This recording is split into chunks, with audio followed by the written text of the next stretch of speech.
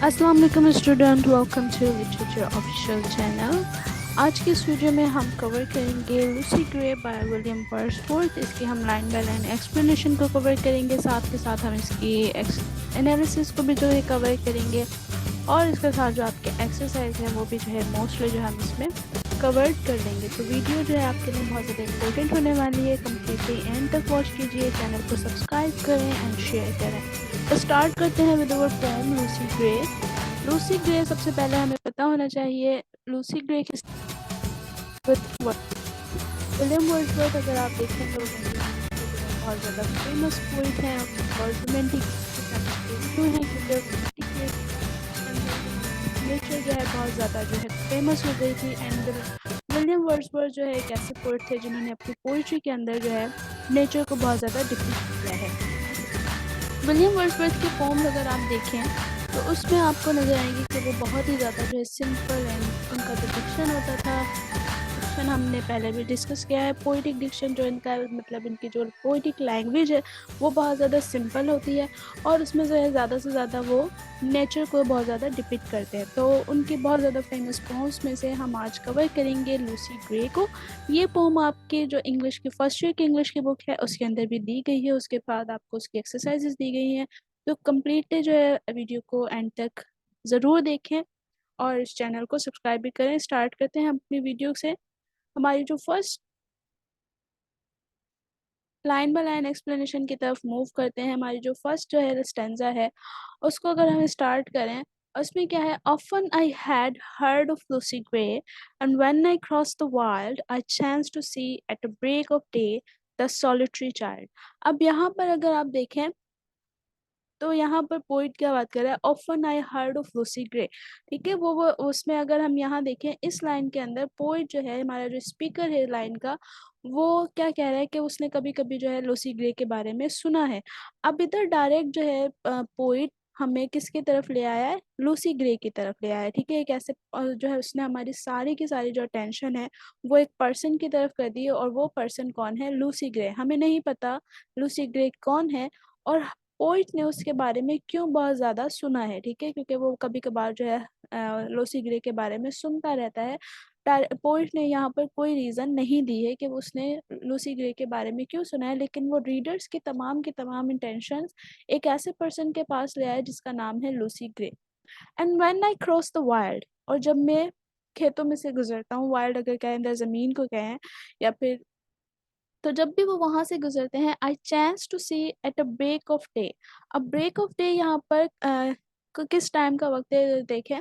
Break of day जो सुबह सादिक का जो वक्त होता है, जैसे फजर का अगर टाइम देखें, जब सूरज की पहली किरण निकलना शुरू होती है, मीन्स सुबह सुबह जो स्टार्ट हो रही होती है। ठीक है, तो वो टाइम क्या मतलब रात ढल जाती है और सुबह होना शुरू होती है, तो वो टाइम हमारा ब्रेक ऑफ डे कहलाता है। ठीक है, तो उस टाइम पे यहाँ पर जो है पोइट जो है किसको देखते हैं, लूसी ग्रे को देखते हैं, द सॉलिटरी चाइल्ड। अब आगे वो किसके बारे में बात करें, एक सॉलिटरी चाइल्ड को। सॉलिटरी चाइल्ड यहाँ पर एक तन्हा बच्चा। ठीक है, मतलब वो जब भी उन्होंने देखा है तो इन्होंने एक बच्चे को देखा है जो कि हमेशा तन्हा होता है। ठीक है, नेक्स्ट लाइंस की तरफ हम मूव करते हैं। इधर अगर हम देखें पिछले लाइंस के अंदर, यहाँ पर हम अपनी जो राइमिंग स्कीम को भी आपको मैं समझाती हूँ। राइमिंग स्कीम अगर हम इसमें देखें तो यहाँ आप देखें फर्स्ट लाइन के हमारा जो वर्ड है ग्रे, यहाँ पर आपका जो वर्ड क्या आ रहा है, ग्रे। ठीक है, तो ग्रे जो एंड हो रहा है वो किस साउंड पे हो रहा है, वाई साउंड पे हो। ठीक है, और अगर आप यहाँ पर देखें, यहाँ पर हमारा जो सेकंड लाइन है इसमें हमारा लास्ट वर्ड है वाइल्ड। ठीक है, और ये साउंड जो है किस पे खत्म हो रहा है, डी पर। और उसके बाद फिर हमारा नेक्स्ट दोबारा से जो है थर्ड लाइन, उसका अगर हम देखें, जो हमारा लास्ट वर्ड है वो डे पे खत्म हो रहा है, मतलब हमारा जो साउंड यहाँ पर आ गया वाई, हमारा जो लास्ट साउंड है। एंड उसके बाद यहाँ पर आप देखें जो हमारा लास्ट वर्ड का यहाँ पर चाइल्ड है, D D Y and Y. तो हमारे यहाँ पर एक स्टेंजा के अंदर 4 लाइन है, क्वेट्रन स्टेंजा है। ठीक है, 4 लाइन है इसके अंदर, और यहाँ पर हमारा जो first and the third line, Y and Y, ये हमारा एक ही राइमिंग स्कीम है। ठीक है, ये हमारा ए हो गया, जहाँ पर अब एक हम इसकी राइमिंग स्कीम जब बनाएंगे तो ऐसे वर्ड्स या ऐसी जो लाइंस हैं जिनका जो एंड हो रहा है वो सेम साउंड्स पर होता है, उनको हम ए की लव से डिनोट करते हैं। ठीक है, जैसे अगर हमारा ग्रे है, ग्रे खत्म हो रहा है वाई पर, तो हमने इसको डिनोट किया ए से, एंड डे खत्म हो रहा है हमारा वाई से, तो हमने इसको डिनोट किया ए से। ठीक है, तो ये हमारी फर्स्ट एंड थर्ड लाइन की जो राइमिंग स्कीम हो गई वो सेम हो गई। अब अगर हम देखें second line, second line and हो रही है बी डी पर, तो अगर हम इसको नाम दे देते हैं बी का, सॉरी, इसको हम नाम दे देते हैं बी का। और ये अगर आप फोर्थ लाइन भी देखें तो फोर्थ लाइन भी आपकी जो साउंड किस साउंड पे खत्म हो रही है, डी साउंड पे, तो यहाँ पर fourth, second line and the fourth line, ये दोनों इनकी जो राइमिंग स्कीम है वो दोनों की सेम है। तो हमारी जो फर्स्ट स्टैंजा की राइमिंग स्कीम बन रही है वो A B and A B बन रही है। ठीक है, क्योंकि हमारा यहाँ देखें first and the third line A, second and the fourth line B B. ठीक है, सेम साउंड स्कीम्स पे जो यहाँ पर खत्म हो रहे हैं, तो हमारे जो फर्स्ट स्टैंजा की राइमिंग स्कीम बनी है वो ए बी। ठीक है, ये हमारे फर्स्ट स्टैंजा की राइमिंग स्कीम है। नेक्स्ट स्टैंजा की तरफ मूव करते हैं। नेक्स्ट स्टैंजा में अगर आप देखें,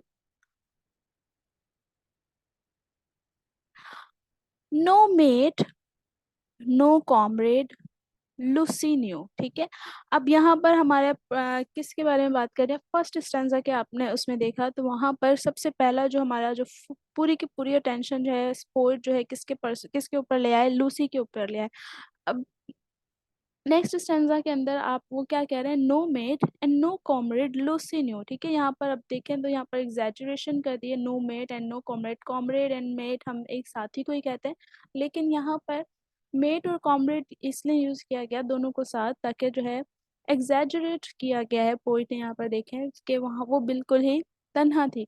अब यहाँ पर अगर देखें तो पिछले स्टैंजा में लास्ट लाइन जो फोर्थ लाइन थी वहां पर पोइट ने यूज किया था द सॉलिटरी चाइल्ड, तो ये सॉलिटरी चाइल्ड कनेक्टेड है इस लाइन इससे। ठीक है, सॉलिटरी क्यों है वो, क्योंकि उसका कोई दोस्त नहीं है, कोई साथी नहीं है, लूसी न्यू। ठीक है, लूसी किसी को भी नहीं जानती है।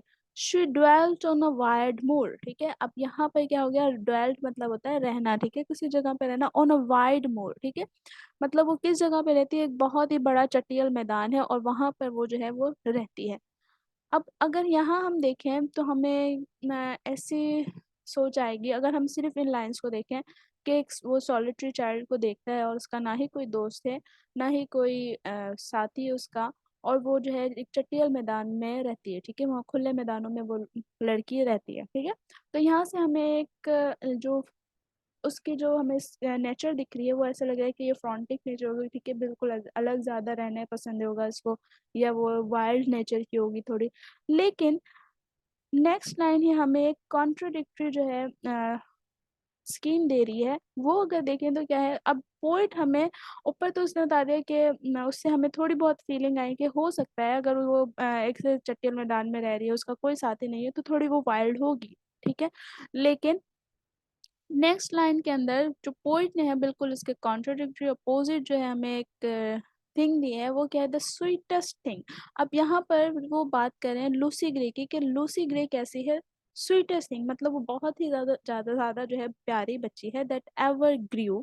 ठीक है, बिसाइड अ ह्यूमन डोर। अब यहाँ पर वर्ड यूज किया है बिसाइड, ह्यूमन चाइल्ड है वो, तो एक ह्यूमन चाइल्ड को अगर जो वो ग्रीव करता है वो in the human house grieve करेगा वो। लेकिन यहाँ पर वर्ड पोइट ने क्या यूज किया है, बिसाइड। ठीक है, अब बिसाइड क्यों यूज किया है, क्योंकि अगर आप देखें ऊपर वाली लाइन में उसने जो वर्ड यूज किया है कि वो कहाँ रहती है, वाइड मोर पे रहती है। ठीक है, कि वो ऐसे चट्टे मैदानों में जो है वहां पर वो अपनी जिंदगी गुजार रही है।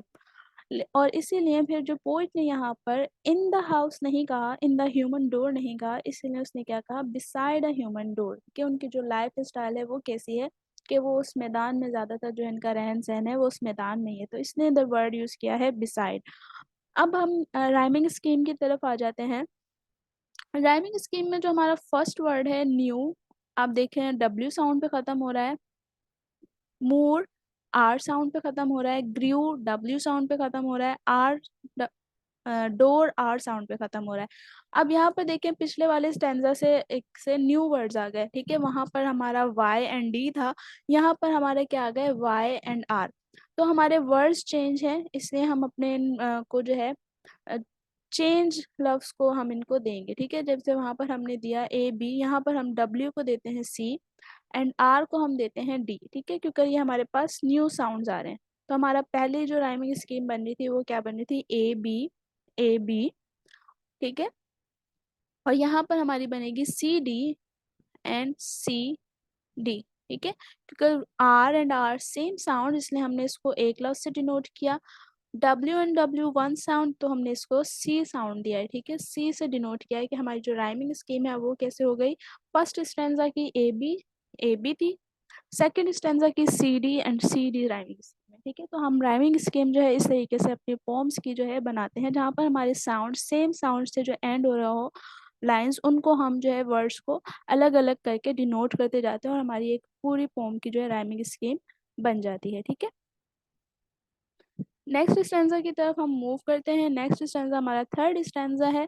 थर्ड स्टैंजा के अगर आप देखें, you yet may spy the fawn at play, यहाँ पर अब क्या कह रहे हैं, पोइट हमें डायरेक्ट वो किससे बात कर रहा है, रीडर्स की तरफ आ गया यू, ठीक है। यू उसने यूज किया है, मतलब वो डायरेक्ट जो है पोइट किससे बात कर रहा है, रीडर से बात कर रहा है, ठीक है। You yet may spy the fawn at play, fawn किसको कहते हैं, जो वो हमारी जो क्या कहते हैं, डेयर होती है, उसका जो छोटा बच्चा होता है, ठीक है। उसका बिल्कुल जो स्टार्टिंग के डेज होते हैं उस बच्चे के, तो उसको हम कहते हैं फॉन, ठीक है। तो आप वो अब पोइट क्या कह रहा है कि जब आप देखते हैं तो आपको वो अभी भी वो फॉन तो नजर आएगा खेलता हुआ, the hare upon the green. अब यहाँ पर हेयर किसको कह रहे हैं, वो जो एक रैबिट होता है ये, ठीक है। और ये भी जो है ज़्यादातर सॉलिटरी फॉर्म में रहते हैं, या फिर अगर वो रहेंगे तो वो एक ग्रुप के फॉर्म में रहते हैं, ठीक है। लेकिन ज़्यादातर ये हमें सॉलिटरी पाए जाते हैं, ठीक है, मीन्स तन्हा पाए जाते हैं। तो अब पोइट क्या कह रहा है, रीडर से कहता है कि आपको अभी भी जो है फॉन नज़र आएगी खेलती हुई, या फिर वो हेयर नज़र आएगा ग्रीन पर। ग्रीन हमारे यहाँ पर यूज़ हुआ है लैंड का, ठीक है। तो यहाँ पर डायरेक्ट जो है कंपेयर उसको कहा गया है, लैंड को ग्रीन कहा गया है, तो यहाँ पर हम कह सकते हैं मेटाफर यूज़ हुआ है, ठीक है। तो बट अब यहाँ पर वर्ड आ गया बट का, ठीक है। अब वो यहाँ पर सिनेरियो चेंज हो रहा है, ठीक है। लेकिन अब क्या चीज है, the sweet face, sweet face आप किसको कह रहे हैं, वो लूसी ग्रे को कह रहे हैं, क्योंकि पीछे उन्होंने कहा the sweetest thing. Sweetest thing किसके लिए कहा था, लूसी ग्रे के लिए। तो हमें पता है कि जो स्वीट फेस है वो किसका है, लूसी ग्रे का, क्योंकि वो एक स्वीट चाइल्ड है।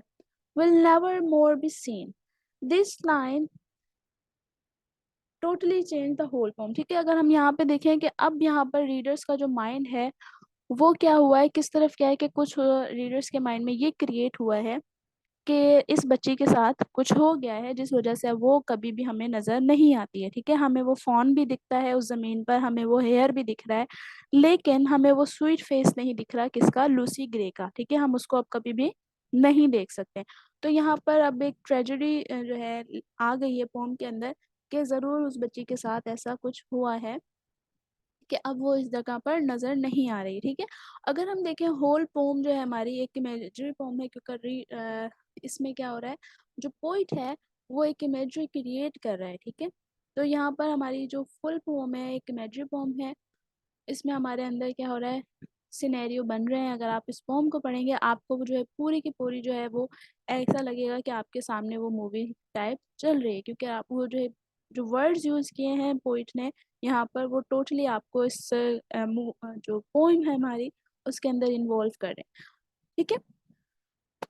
यहाँ पर हम फिर से राइमिंग स्कीम की तरफ आते हैं।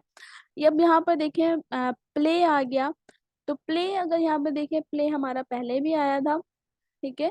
तो हमने उसको किससे डिनोट किया था, बी से, तो हम यहाँ पर बी रखेंगे। अब यहाँ पर हमारा न्यू साउंड आ गया ग्रीन, एन साउंड आ गया, तो हमारा सी डी हो गया था। अब यहाँ पर हमारा ई आएगा, उसके बाद दोबारा बी एंड ए, ठीक है। तो हमारे थर्ड स्टैंडर्ड की जो राइमिंग स्कीम बनेगी वो बी ई बनेगी, ठीक है। एन साउंड हमारा न्यू आया है तो हमने इसको न्यू साउंड से डिनोट, न्यू वर्ड से डिनोट किया है। वाई साउंड हमारा पहले भी आ चुका था, हमने इस साउंड को बी से डिनोट किया था, तो अब हम यहाँ पर बी ही रखेंगे। ठीक है, ये हमारी स्टेंजा की राइमिंग स्कीम हुई और यहाँ पर हमारी ये लाइन एक्सप्रेशन हुई। और उसके बाद नेक्स्ट स्टेंजा की हम तरफ मूव करते हैं। स्टेंजा नंबर 4 हमारा क्या है? Tonight will be a stormy night. You to the town must go and take a lantern, child, to light your mother, sorry, through the snow। ठीक है, अब यहाँ पर आपको नज़र आ रहे हैं कि यहाँ पर अब जो है पोइट एक जो स्टोरी वो बहुत ज़्यादा सुनते आए हैं, वो स्टोरी अब हमें यहाँ पर सुनाई जा रही है। ठीक है, tonight will be a stormy night. कोई एक बंदा है जो कि कह रहा है कि आज की रात जो है स्टॉर्मी नाइट हो सकती है, मीन्स आज तूफान आ सकता है। You to the town must go, कि तुम्हें जो है टाउन जो है लाजमी जाना चाहिए।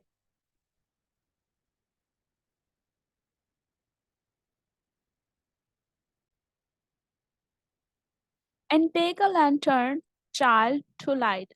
चाइल्ड आ गया यहाँ पर, तो मतलब अभी किसी बच्चे से कहा जा रहा है। अब बच्चा कौन है? हमारी जो है लूसी ग्रे है।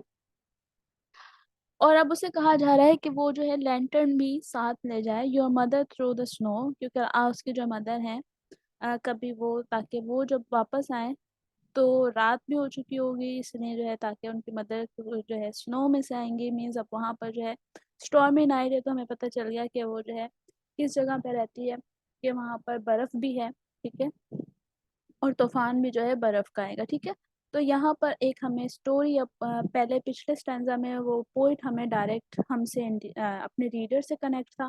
अब वो क्या कर रहा है, नेक्स्ट स्टैंजा में उसने डायरेक्ट वो स्टोरी बताना शुरू की है जो वो लोगों से सुनता था। ठीक है, राइमिंग स्कीम देख लेते हैं। यहाँ पर टी हमारा न्यू साउंड आ गया नाइट, तो हमने इसको एफ से डिनोट किया। ओ हमारा न्यू साउंड आया, हमने इसको जी से डिनोट किया। टी हमारा फिर से साउंड आया एंड डब्ल्यू, तो हमारा डब्ल्यू साउंड भी पीछे आ चुका है। ए साउंड था ये, तो हमने यहाँ पर टी,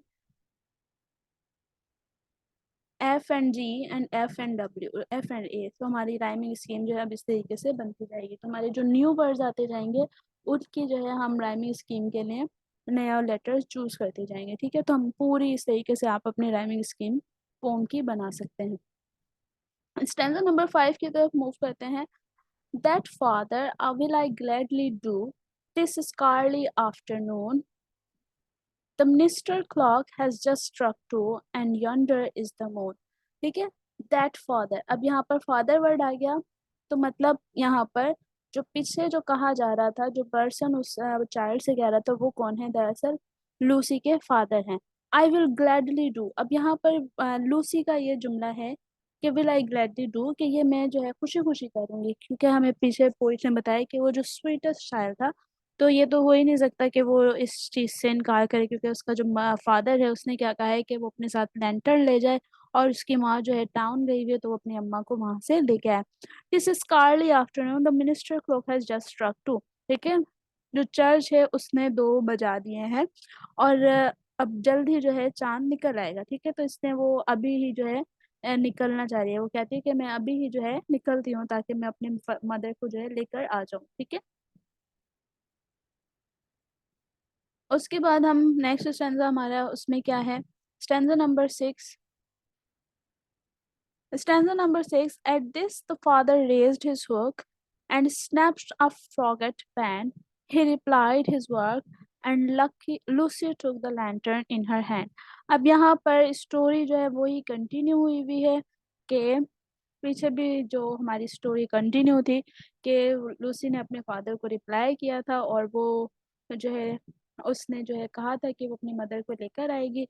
और इसके बाद फादर दोबारा से अपने काम में लग गए हैं। ठीक है, उसने उसका जो है जो काम वो कर रहे थे वही दोबारा काम उन्होंने शुरू कर दिया है करना।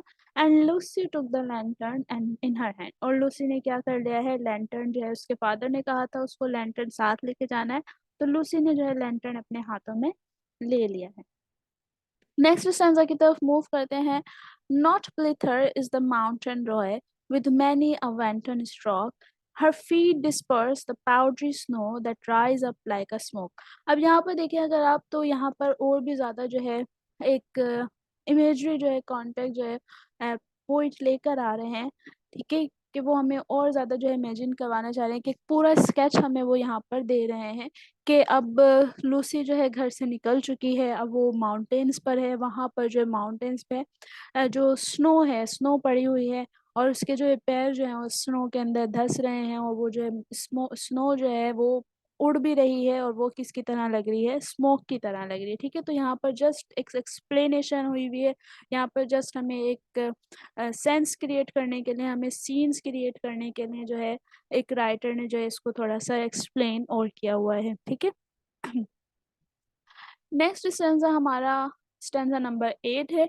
अब यहाँ पर जो है हमारा जो एक पोम के अंदर जो चेंज आया है, ठीक है, जो हमारा राइजिंग एक्शन है वो क्या है इसमें, the storm came on before it's time. अब क्या हुआ है कि स्टॉर्म आ गया है टाइम से पहले ही। She wandered up and down, अब वो इधर उधर देख रही है और हैरान हो रही है। इनमें many a hill did Lucy climb but never reach the town, ठीक है।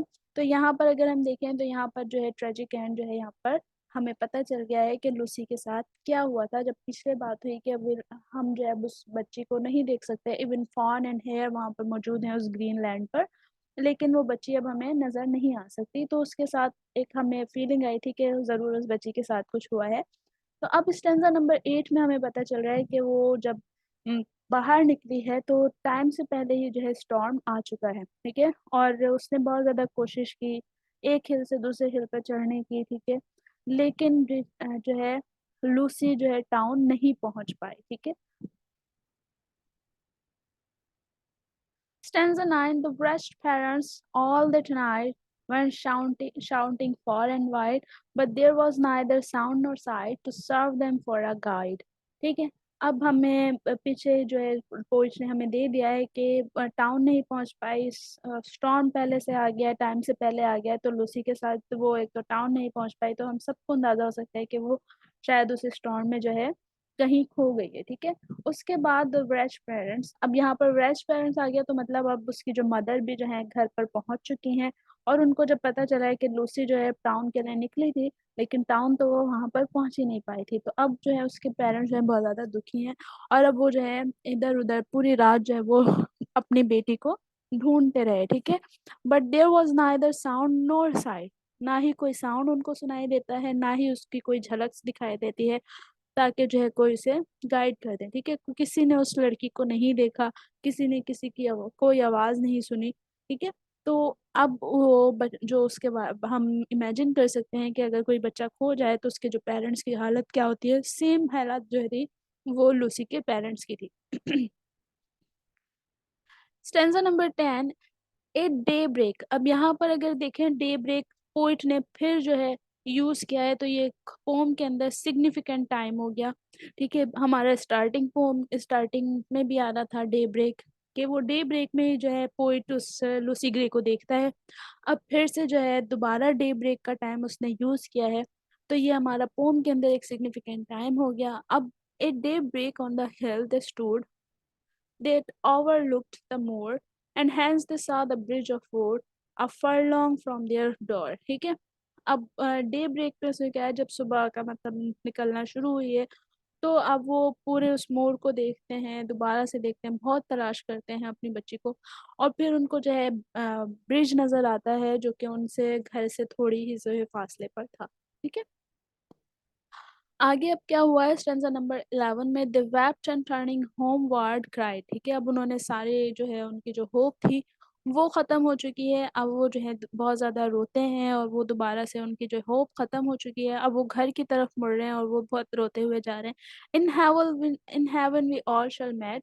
अब उन्होंने मतलब उसको फील कर लिया है, उनको पता चल गया है कि उनकी बेटी जो है अब नहीं रही है, वो मर चुकी है, और अब वो क्या कह रहे हैं, in heaven we all shall meet, कि उनके अब ने क्या कह रहे हैं कि हम जो है जन्नत में अब हम एक साथ इकट्ठे मिलेंगे। When in the snow the mother spied, तो क्या होता है, मदर को जो है दिखता है the print of Lucy feets, ठीक है। अब उनको दोबारा से जो है लूसी के फीट्स नजर आए, तो इस लाइन इस स्टैंडर्स के अंदर अगर हम देखें दोबारा, एक तो जो है हमारी होप जो होप थी वो यहाँ पर हमें ऊपर की दो लाइनों में दिखी, कि ऊपर की इन टू लाइंस में होप बिल्कुल ख़त्म होती हुई नज़र आई, ठीक है, वो बिल्कुल लॉस हो चुके हैं। उसके बाद यहाँ पर दोबारा से एक उम्मीद जागी है, वो उम्मीद किससे जागी है, जो हमें प्रिंट नज़र आए हैं लूसीस के फीट के, ठीक है। Then downwards from the steep hill edge, फिर वो अब जो फुटप्रिंट्स जो नज़र आए वो कहाँ जा रहे हैं, जो स्टीप हिल्स का जो स्टीप है उससे नीचे की तरफ जा रहे हैं। They track the footmarks small, अब वो एंड और अब जो पेरेंट्स जो हैं वो उस फुट मार्क्स को जो है फॉलो कर रहे हैं, and through the broken hawthorn hedge and by the long stone wall, ठीक है। अब यहाँ पर वो बताया जा रहा है कि किस तरीके से जो उसके जो फुट मार्क्स हैं वो जो है नज़र आते जा रहे हैं, और वो एक कहाँ जाते हैं, लॉन्ग स्टोन वॉल है वहां तक भी जो है उसके जो फुटप्रिंट्स नजर आ रहे हैं, और पेरेंट्स जो है उसके जो फुटप्रिंट्स को है फॉलो कर रहे हैं, ठीक है। उसके बाद स्टैंजा नंबर 30 में, and then an open field they cross, ठीक है। उसके बाद उसके फुटप्रिंट्स कहाँ चले जाते हैं, ओपन फील्ड में चले जाते हैं, ठीक है। Then marks were still the same, और फिर भी जो है मार्क्स जो है हमें उनको पेरेंट्स को नज़र आते जा रहे हैं, और उनकी जो है होप बढ़ती जा रही है कि अब जहाँ पर ये मार्क्स ख़त्म होंगे तो उनको वहाँ पर अपनी बेटी मिल जाएगी। They track them on nor ever lost, ठीक है। वो उनको ट्रैक करते रहते हैं उस फुटप्रिंट्स को, और मतलब बहुत ध्यान से वो देख रहे होते हैं ताकि वो उनको खो ना दें। एंड टू द ब्रिज दे केम, और फिर वो कहाँ पर आ जाते हैं, ब्रिज पर आ जाते हैं। They followed from the snowy bank those footmarks one by one into the middle of the plank and further there were none, ठीक है। अब क्या हुआ है कि वो स्नोई बैंक पे जो उसके जो फुट मार्क्स थे उनको फॉलो करते आए हैं, जहां जहां से वो गुजरी उन हर जगह से उन्होंने फॉलो किया है। अब वो कहाँ पर आ गए, foot mark middle of the plank, middle of the plank मतलब ब्रिज का जो मिडल था वहां पर आ गए। और फिर क्या हुआ, देयर वर नन, वहां पर उससे आगे कोई भी जो है निशान उनको नहीं दिखता है, ठीक है। तो इधर इसमें क्या हुआ, इन स्टैंजा के अंदर अगर हम देखें कि अब यहाँ पर हाँ, उनके पेरेंट्स जो थे उनकी जो लॉ होप थी वो दोबारा से एंड हो गई। अब उन्हें यकीन हो गया कि उनकी बेटी जो है यहाँ से गिरकर मर गई है और यहाँ पर अब वो नहीं बची है, ठीक है। स्टेंजा नंबर 15 की तरफ मूव करते हैं। Yet some maintain that to this day she is a living child that you may see sweet Lucy Gray upon the lonesome wild। जब से जो है आज के दिन तक भी कहा जाता है कि वो जो है लिविंग चाइल्ड है। अब यहाँ पर लिविंग चाइल्ड पोइट ने क्यों यूज़ किया, क्योंकि काफ़ी लोगों को वो बहुत ज़्यादा दिखती है, इसलिए क्योंकि उसकी स्पिरिट जो है सबको नज़र आती है। क्योंकि एक अगर हम देखें यहाँ पर स्टार्टिंग में भी जो है पोइट क्या कहता है, often I see the face of Lucy grey, ठीक है, कि वो उसको जो है कभी often I heard about Lucy grey, और फिर जो है जब वो वाइल्ड को क्रॉस करते हैं तो उन्हें जो है नज़र क्या आता है, लूसी ग्रे नज़र आती है, एक सॉलिटरी चाइल्ड नज़र आता है। तो वो यही बात यहाँ पर अब एंड में जो है अपनी पोम को लेकर आ गए। स्टार्टिंग उन्होंने कहाँ से की, तो वही जो हमारा स्टार्टिंग था और एंड पॉइंट भी था पोम का, कि वो मर चुकी है लेकिन अभी भी वो जिंदा है, लिविंग चाइल्ड है, ठीक है। उसकी स्पिरिट जो है नज़र आती है, या लिविंग चाइल्ड का एक मतलब ये भी स्पिरिट चाइल्ड, स्पिरिट उसकी हो गई। और दूसरी के जो आज भी जो है इसकी स्टोरीज जो हैं किस तरीके से जो है वो उसकी मर गई वो, तो उसकी स्टोरीज भी जो है आजकल हर किसी की जो है वहाँ के एरिया में मशहूर है, सब उसकी बात करते हैं। तो इस तरीके से भी वो एक तरीके से लिविंग चाइल्ड हो गई है, ठीक है। That you may see sweet Lucy Gray upon the lonesome wild, के आपको जो है लूसी ग्रे जो है लॉन्सम वाइल्ड पे नजर आएगी, ठीक है। और उसके बाद stanza number 16, over rough and smooth she trips along and never looks behind and sings a solitary song that whistles in the wind, ठीक है। अब ये भी हमारा फर्स्ट स्टैंजा से कनेक्टेड है, एंड वाला स्टैंजा के अब वो जो वो किस तरीके से दिखती है कि वो उसी जो स्नो पे जो है हमें मूव करती हुई नज़र आती है, चलती हुई नज़र आती है, और वो कभी भी पीछे मुड़ के नहीं दिखती, और वो क्या करती है, सॉलिटरी सॉन्ग गाती है, ठीक है। That whistles in the wind, जो कि हवा में गूंजता है। जब भी वहाँ पे बहुत तेज हवाएं चलती हैं तो वहाँ पे की जो गूंज होती है यहाँ पे, तो वहाँ पर उसका एक सॉलिटरी सॉन्ग जो है सुनाई दिया जाता है। तो यहाँ पर उसकी स्पिरिट की बात हो रही है कि वो अभी भी जो है आज भी जिंदा है, ठीक है। So this is all about Lucy grey. I hope you understand it, and I hope कि आपको कोई कंफ्यूजन नहीं रही होगी। फिर भी अगर इसमें कोई कंफ्यूजन हो आप हमें कमेंट करें, और इसकी जो एक्सरसाइज वाली वीडियो है हम जल्दी उसको कवर करेंगे टू द नेक्स्ट डे इंशाल्लाह। and please subscribe channel and share it with your classmates. Allah Hafiz. If you have any question, comment us and we will respond you.